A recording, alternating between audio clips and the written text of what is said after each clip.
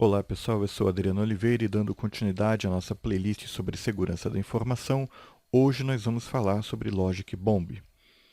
E o que é uma bomba lógica, né? Ela é um tipo de malware que ela é projetada para ser ativada quando uma condição específica ocorre, como por exemplo uma data ou um evento.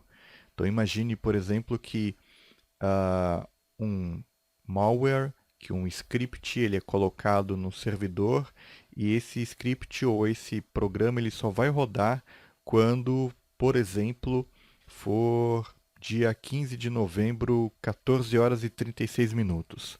Aliás, esse é um exemplo de time bomb, né, que é quando o gatilho para execução desse malware é exatamente uma data e uma hora. Mas uma Logic Bomb também pode ter outros gatilhos, como por exemplo a abertura de um determinado programa, ou quando um determinado software roda na máquina depois que ela liga, ou até mesmo no carregamento do sistema operacional. Então, basicamente é um malware que vai rodar quando alguma condição específica vai ocorrer, né? Então pode ser uma data, pode ser uma hora, pode ser a abertura de um outro software, inclusive que não tem nada a ver com ele, e assim por diante. Uma coisa que é interessante é que em muitos casos as bombas lógicas são deixadas por funcionários, né? Então teve um vídeo aí que nós explicamos, por exemplo, o que é um insider, né? É um cara que está dentro da própria empresa, né? Uma pessoa de dentro da empresa que vai fazer alguma coisa errada ali, como por exemplo implementar uma bomba lógica, né? Existem vários casos onde um funcionário insatisfeito coloca um script para rodar, para apagar uma determinada quantidade de arquivos importantes da empresa depois de um determinado período de tempo, ou um cara que é mandado embora e deixa lá um vírus para ser executado depois de um tempo e assim por diante. E esse tipo de malware nem sempre ele é fácil de ser identificado, justamente por causa que muitas vezes esse é um arquivo que vai ficar lá no computador, que vai ficar no servidor, e ele não está fazendo absolutamente nada. Ele só vai fazer alguma coisa a partir de determinada data ou a partir de determinado evento, né? Então é muito difícil para o antivírus, por exemplo, reconhecer um padrão de algo que não está fazendo nada. E, inclusive, muitas vezes, esse próprio malware, ele apaga esse rastro, né? Muitas vezes ele apaga o software que foi ativado, né? Ele se autodestrói depois que ele faz o que ele tem para fazer, que ele executa suas funções e assim por diante. Então, é muito importante programas de educação, né?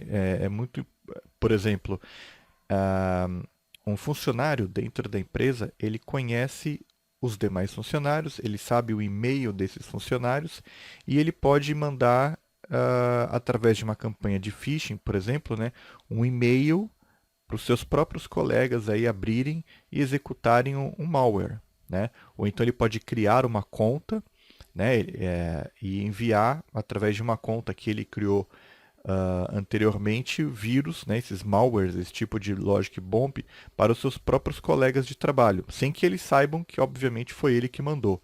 Então, é muito importante, né, você fazer alguns, alguns trabalhos aí referentes à educação, né, para o pessoal não ficar abrindo e-mails que eles não sabem a procedência e coisas do tipo.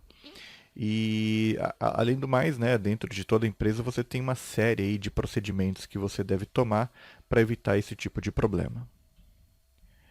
Agora, existe um parente aí, né, um software muito similar às bombas lógicas, chamados Easter eggs. Né? O que é o Easter egg? É o famoso ovo da Páscoa, né, ovo de Páscoa.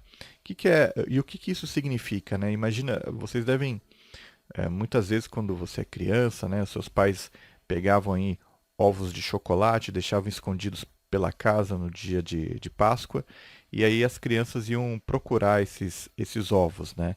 Então isso era uma surpresa para eles, eles tinham que procurar isso daí, enfim, era uma forma de diversão, né?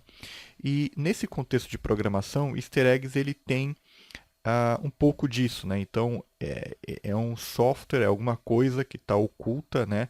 Pode ser um script, um software, alguma coisa que está oculta, né, que não está documentado também, mas que ele vai ser ativado num determinado momento, né? Então, eu lembro que a primeira vez que eu vi um easter egg nesse contexto de computação foi na década de 90, num jogo chamado Rise of the Triad, um jogo bem antigo já, né?